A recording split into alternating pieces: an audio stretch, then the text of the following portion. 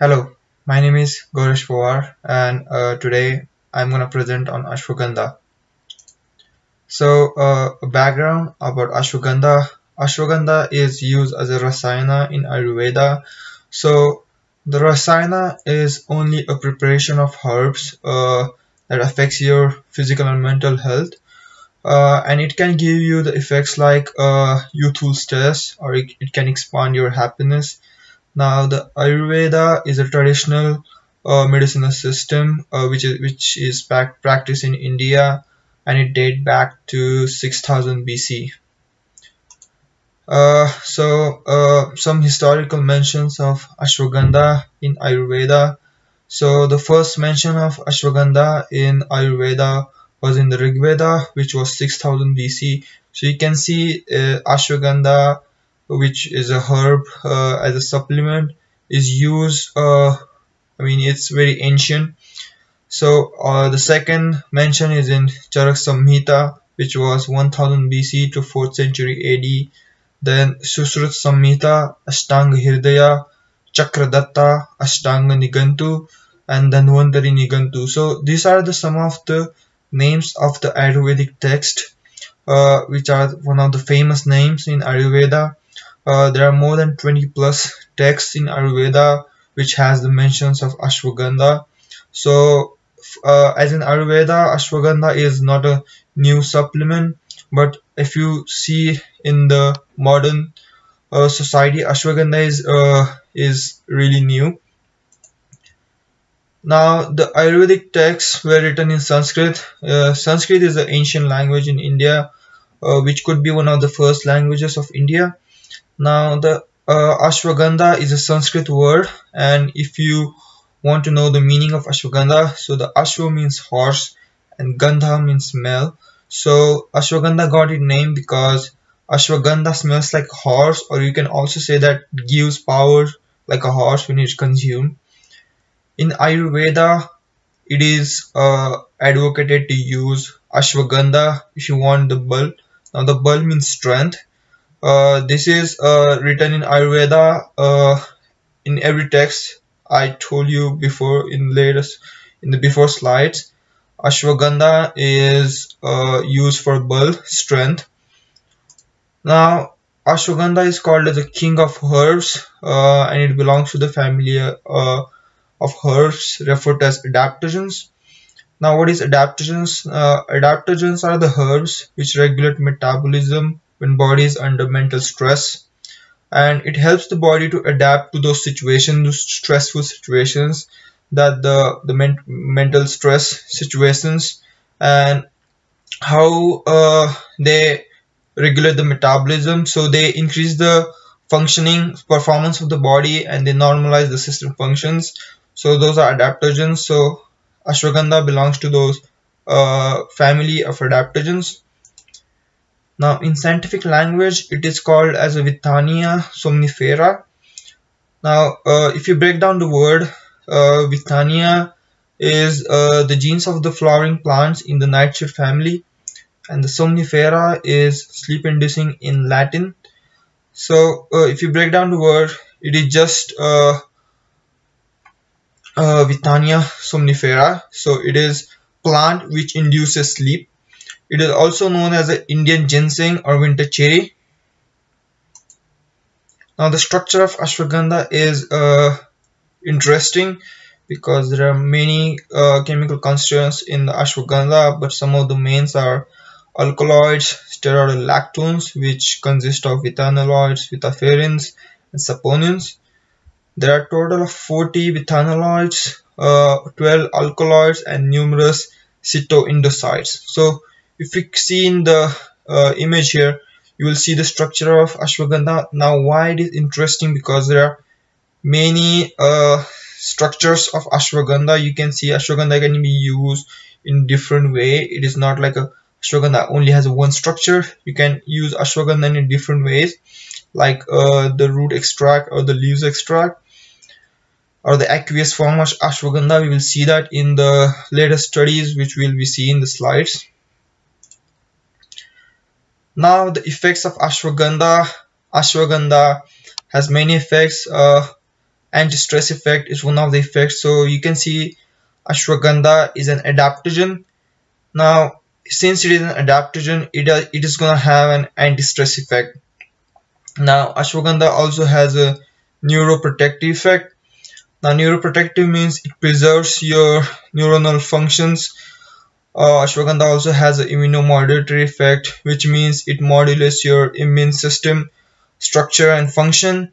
It also has a cardioprotective effect, which means it protects your heart or coronary arteries. Other effects of ashwagandha are rejuvenating effects. So that means as it is a rasayana, is gonna, when you consume ashwagandha, you're gonna feel youthful. Other effects are analgesic, antimicrobial, anti-inflammatory, anti-tumor, anti-diabetic. So that there are many effects of ashwagandha. So you know that why ashwagandha is called as the king of herbs. Now if we look at the examine.com, what examine.com says, so there are many researches and evidence strongly supports that ashwagandha reduces cortisol and also it reduces cholesterol. There are less researches and less evidence that ashwagandha uh, increases power output or the glucose, it regulates the glucose metabolism and increases testosterone. But there is some research that says that. Now the evidence is weak about ashwagandha's effect on immunity. We're gonna see that in the latest studies. Now I have bunched some of the studies here, few studies, so we can look at the intake and dosing methods of ashwagandha, because there are several methods of ashwagandha in Ayurveda. It's different. You can use ashwagandha with different kinds of herbs and you can get different kind of benefits when you combine it with different kind of herbs. But in the modern literature, we're gonna see that how we can intake ashwagandha. Now according to the examine.com, 300 to 500 milligrams of ashwagandha root extract with meals or with breakfast if taken all at once. So examine.com says you can take ashwagandha per day, 300 to 500 milligrams. Now let's say what the literature uses. Now in the literature of Chandrasekhar, they use 300 milligrams capsule of high concentration full spectrum ashwagandha root extract twice a day. So the total quantity becomes 600 milligrams. So it is a little bit closer to what examine.com is saying, but it is in the range. Now the Chowdhury uses the same quantity. So both of these two studies are using the quantities of ashwagandha what examine.com is saying. Now let's see some of the studies. Okay, now the Zhang Fuss says they use 500 milligrams of ashwagandha, standardized aqueous extract of roots and leaves. So in the before studies we saw that the ashwagandha is used twice a day. In this study ashwagandha is used only once, so the dosing is 500 milligrams, which is what examine.com is saying. Now here's an interesting study I put in. The study by Raut, he says they used different kinds of quantities over the 30-day period. They divided the 30 days into 3 parts: day 1 to day 10, day 11 to day 20, and day 21 to day 30. So from day 1 to day 10 they use 250 milligrams in the morning, 550 milligrams at night. So the total quantity for those 10 days becomes 750 milligrams. So this is much more than what examine.com is saying. Now from the day 12, day 11 to day 20, they use 500 milligrams in the morning and 500 milligrams at night. So total quantity becomes 1000 milligrams. So this is double what examine.com is saying. So then comes the 500 milligrams in the morning and 750 milligrams at night from day 21 to day 30. This becomes 1250 milligrams, and they didn't find any symptoms or any side effects of that. So this is the only study I found out that we can say that 1250 milligrams could be the higher range of ashwagandha, because I didn't find any other studies who are using more than that. Now the last study is by Shenoy. Now he uses 500 milligrams capsule of aqueous roots of ashwagandha twice a day. So he is also using 1000 milligrams. So from all of these studies, I guess 3000 milligram, 300 milligrams could be the lowest range, and 1000 to 1250 could be the highest range of ashwagandha. But still the intake and dosing methods differ in the literature, so there needs to be more study. So some common question asked about ashwagandha, side effects and drawbacks. Is it safe? So according to the examine.com, they say it's safe, but more long-term research needs to be done.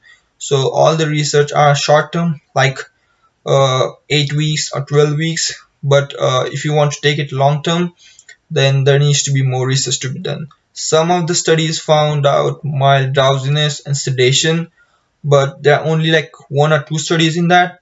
So for the answer, is it safe? Yes, it is safe. Now another question which is asked, can I take ashwagandha daily? So we have seen lots of effects, lots of benefits of ashwagandha, and those are positive effects. So people will ask, can I take ashwagandha daily? So there is, as I said, there is evidence lacking if you can take ashwagandha daily and if it's gonna give you the same benefits. And it's difficult to rule out an unintended side effects or loss of potency in the long term, because there is not a lot of research in ashwagandha right now.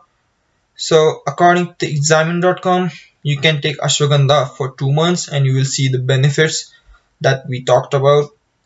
But they say the best way to get that same effect is to mimic the dose and dosing schedule in the study.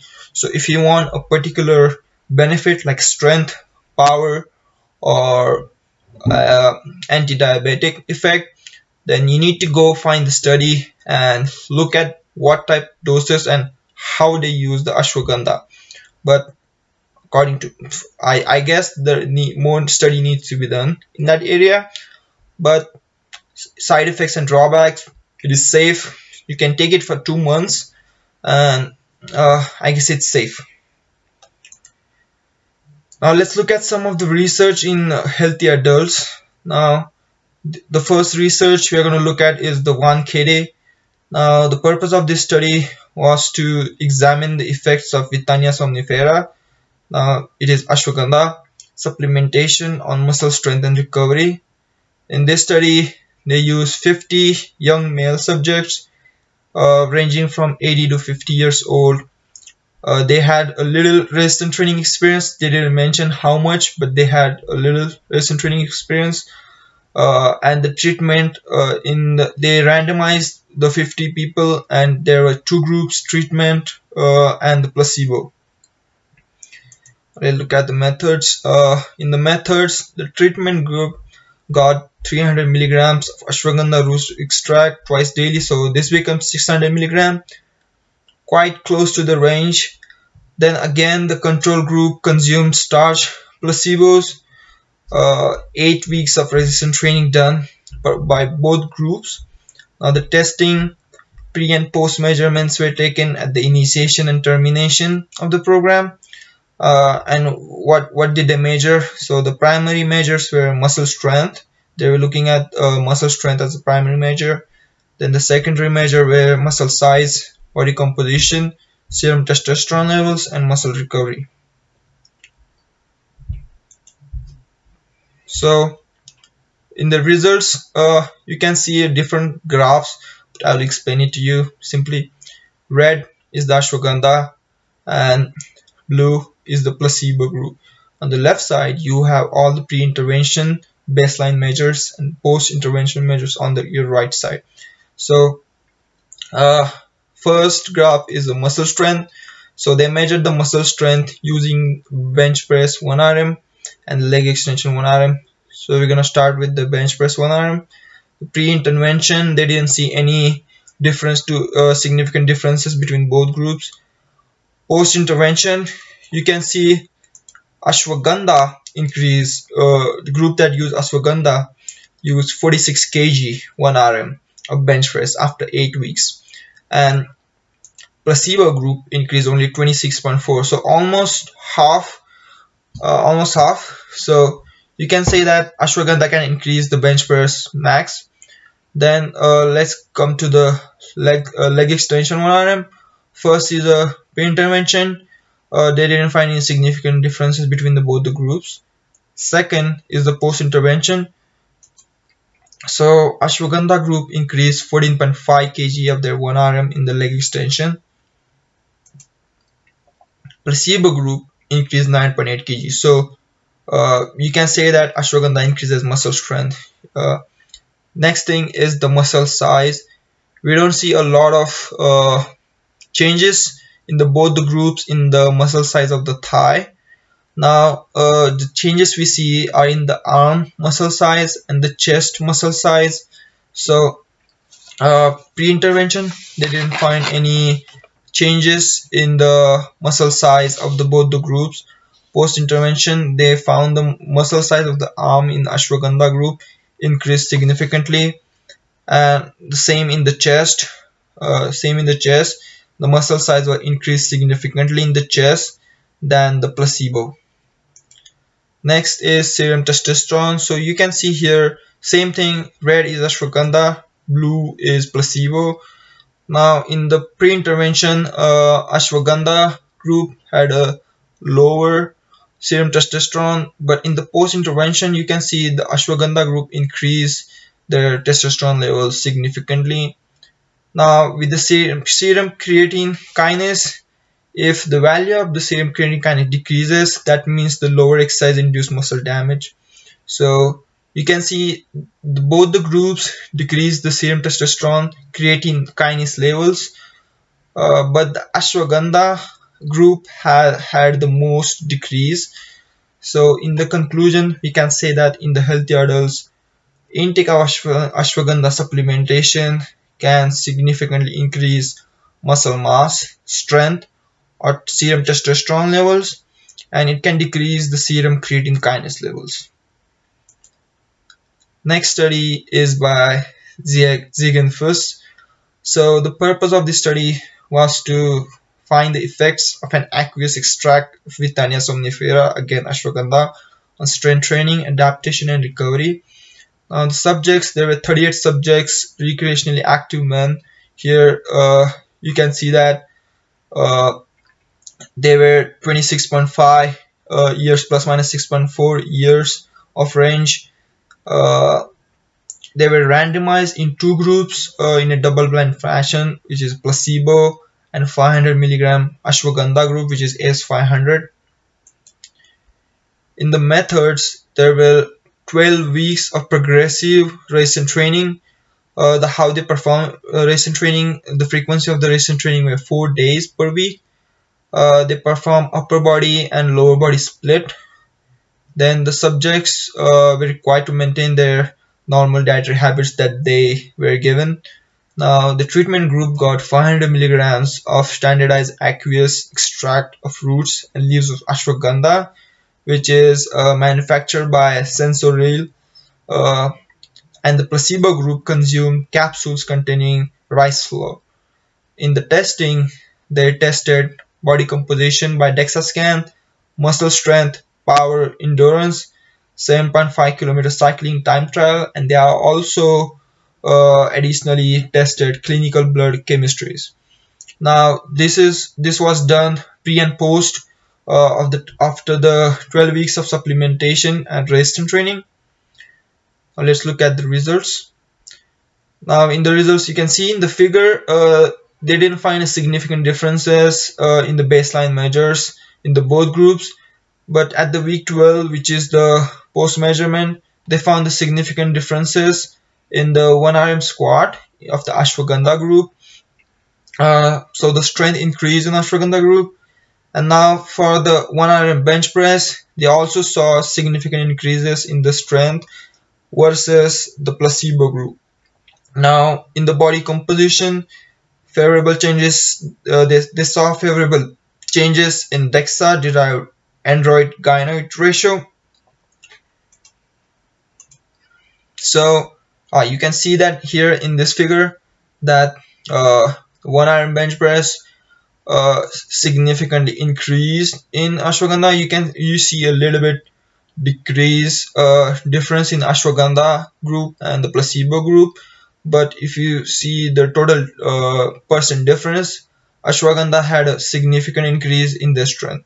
So as for the conclusion, 500 milligram dose of an aqueous extract or ashwagandha improves upper and lower body strength, as we've seen in the 1 arm squat and the bench press, and it can also is favorable for distribution of body mass. Now they also tested if it is tolerable because they did the study for 12 weeks. Now we talked about, according to the examine.com, 8 weeks. They say if you take the ashwagandha for 2 months, you will see benefits and it could be tolerated. In this study they did it for 12 weeks and it was well tolerated by all the subjects. So we can say that if you take the ashwagandha for 12 weeks, it could be tolerated. Now another study, this is by Raut, and we saw some of the methods, intake methods of ashwagandha in the previous slides. The purpose of this study was to evaluate tolerability, safety and activity of ashwagandha in healthy volunteers.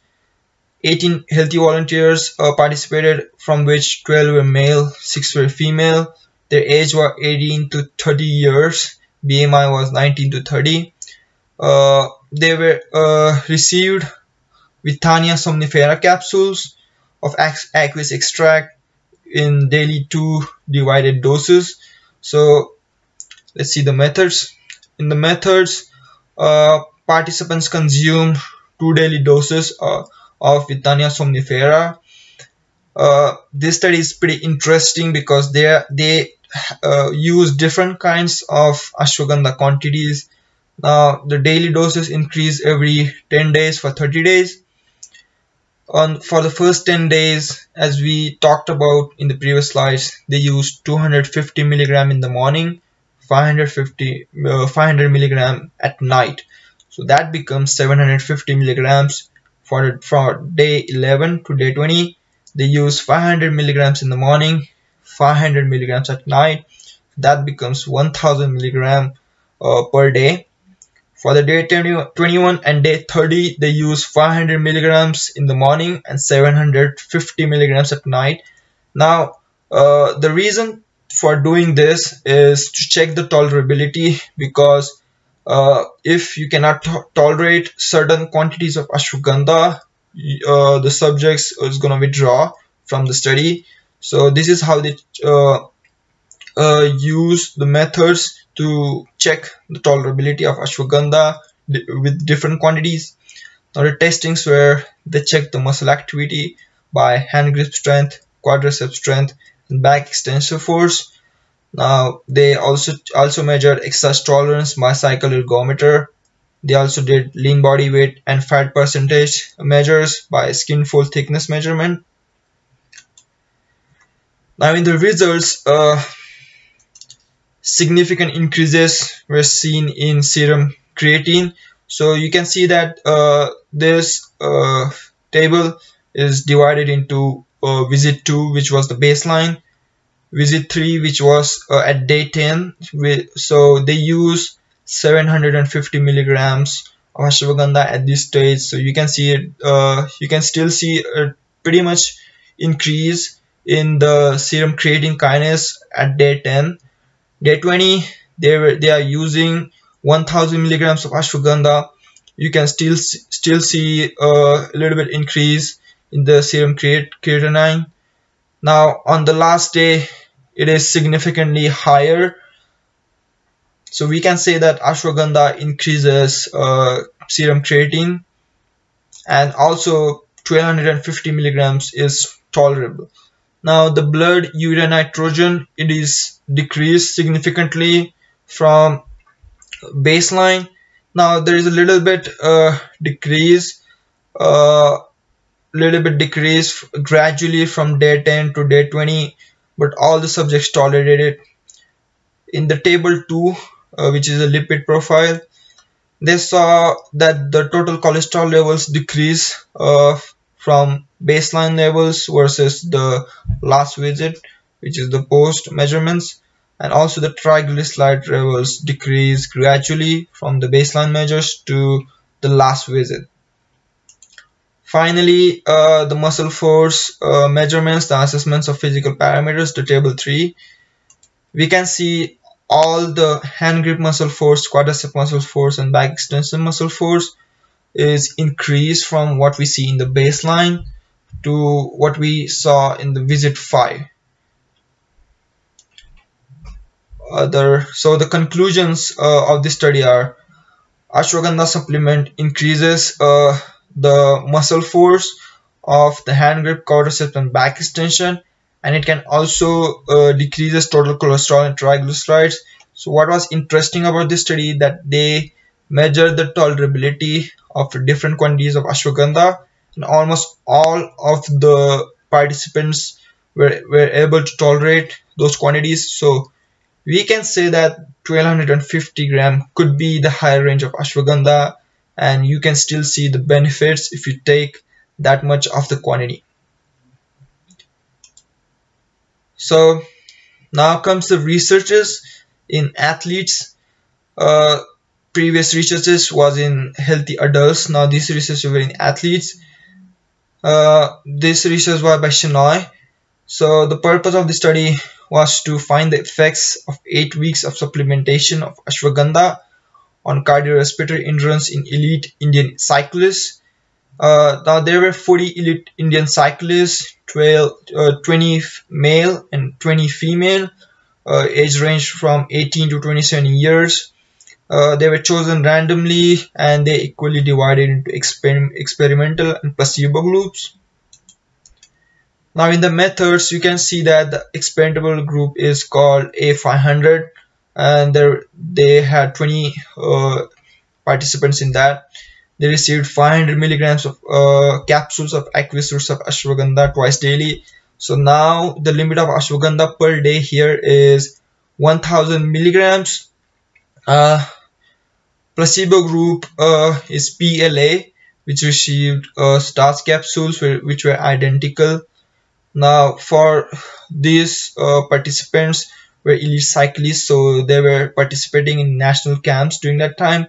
So the both groups continued to train for the national camp during the 8 weeks of the study.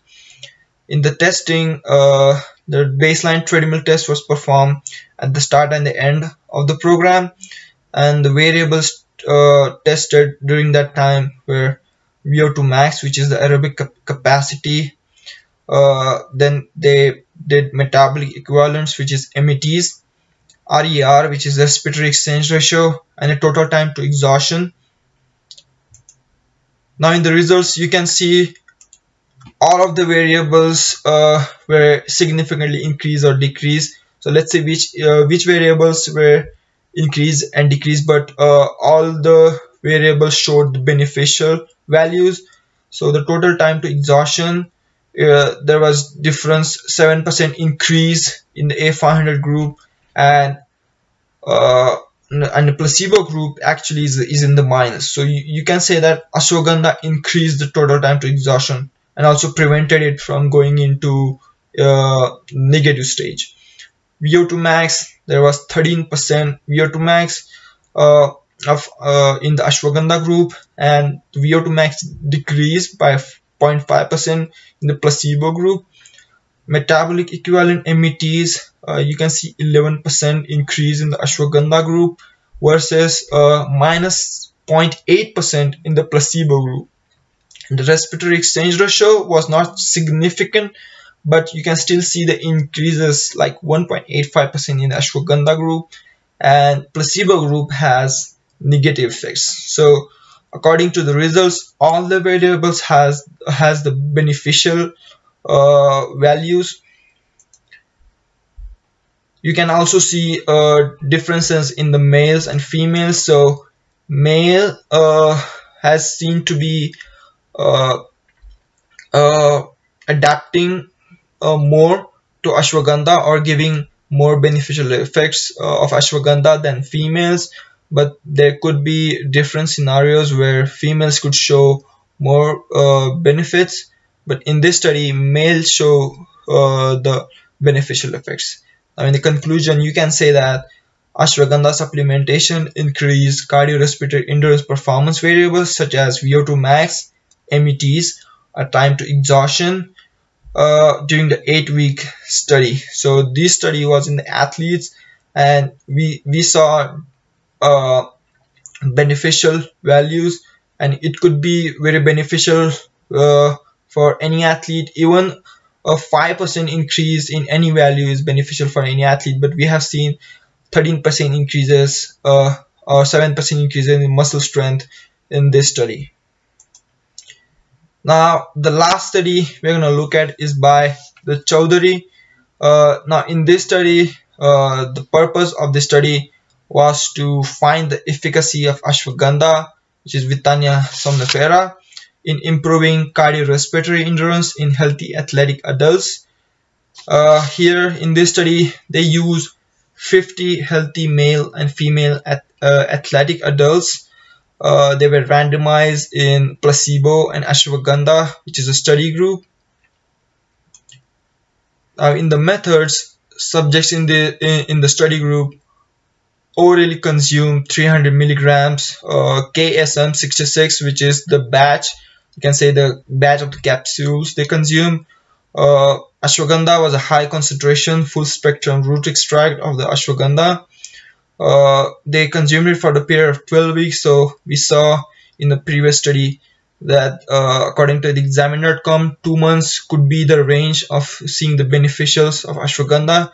Here they did the study for 12 weeks, so we're going to see how the subjects tolerated all of this. So subjects in the placebo consumed identical capsules containing sucrose. Now during the testing, they did 20-meter shuttle run tests to assess the cardiorespiratory endurance by measuring the VO2 max levels. And they use the World Health Organization self-reported QOL questionnaire, which has physical health, psychological health, social relationships, and environmental factors. So let's look at the results. So this questionnaire is given by the World Health Organization, and it has different physical domains. So first is the physical health. So you can see on the left side is a placebo, and on the right side is ashwagandha, and there are mean percent differences. So in the ashwagandha, these are taken at week 8 and week 12. So you can see at the week 8 the increases in physical health were 8.08% in ashwagandha versus 1.83%. Now again, these values are versus the baseline measures that were taken. At the week 12, ashwagandha saw 9.28% in physical health, and placebo group has minus 2.3 effect. Next physical domain is the psychological effect. Now you can see at the week 8, ashwagandha group has 8.2% increase, and the placebo group has 0.37% increase. So it is really significant. You can see the p-values on the in the last column. So these were almost significant increases in the values. At the week 12, ashwagandha group increased even more, which was 12.44 versus the placebo, which was 2.46. Both of these percent changes were against the baseline measures. Next physical domain was the social relationships. So ashwagandha saw 10.20% increase, and at the week 12 it was 12.96. versus the placebo was 2.75, and at the week 12 it was 5.33. So you can see significant increases in all of these values. Last was environmental effects. So you can see 6.12 score for ashwagandha versus the 4.63, and at the week 12 you can see 6.36 score for ashwagandha versus the placebo, which was 1.38. So in the questionnaire of World Health Organization, you can see ashwagandha group increase all of the physical domains versus the placebo and the baseline measures. So in the table 1, you can see that how VO2 max in the 20-meter shuttle run test change. So the mean percentage where 4.9% increase were seen in ashwagandha versus 1.42% increases in the placebo, and week 12 was 5.67% increases in ashwagandha versus 1.86. So all of the subjects tolerated ashwagandha pretty easily. So, and we also saw increases from week 8 to week 12. So what is interesting about this study that they measured the values 3 times, which is baseline, week 8, week 12. So according to the examine.com and other studies, we saw there were week 8 studies and week 12. But this study is interesting and special because it also takes into consideration the values and the increases at week 8 and the increases at week 12.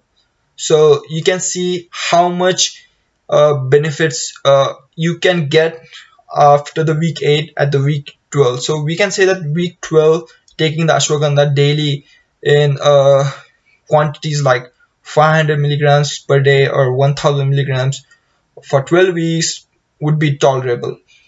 So the conclusions of this study were in healthy athletic adults, ashwagandha root extract enhanced cardiorespiratory endurance, which was VO2 max measured by 20-minute shuttle run test. Also, it improved the QOL scores of all the physical domains, which was given by the World Health Organization. So now in the summary, we saw that ashwagandha is the king of herbs and it is an adaptogen. It is mentioned in Ayurveda, which dates back to 6000 BC. So it is very ancient kind of herb we see, and we have seen lots of other effects of ashwagandha, not in the exercise but other diseases like anti-tumor, anti-diabetic, analgesic effects. Withania Somnifera is the scientific name for ashwagandha. Now, as per the intake, dosing and methods, they vary in literature, but it is safe to consume. So if you want a specific effect like strength or power, you should find a study who has the effects of strength and power and maybe try to consume those effects. But right now, I guess it is safe to say that 1250 milligrams would be the highest level that can be consumed, as we have seen in the study. Now in the healthy adults, the intake, if you take the ashwagandha supplementation, you can see the increases in muscle mass, upper and lower body strength, force output. You can also see decreases in total cholesterol levels and triglycerides, and it is also favorable for distribution of body mass. Now in the athletes, intake of ashwagandha supplementation showed a significant increase in cardiorespiratory endurance performance, which was VO2 max, METs, and time to exhaustion. Also the QOL questionnaire scores. So overall, ashwagandha has almost no side effects, and you can consume it pretty safely, and it also has lots of benefits. So I would say that I would recommend it to both healthy adults and the athletes to take it. But finally, more research needs to be done in the ashwagandha spectrum, in the athletes, in the healthy adults, by checking different kind of quantities of ashwagandha, trying it with supplements that everybody, common supplements like protein, BCAAs, uh, but more research needs to be done in this. The references for my presentation were this.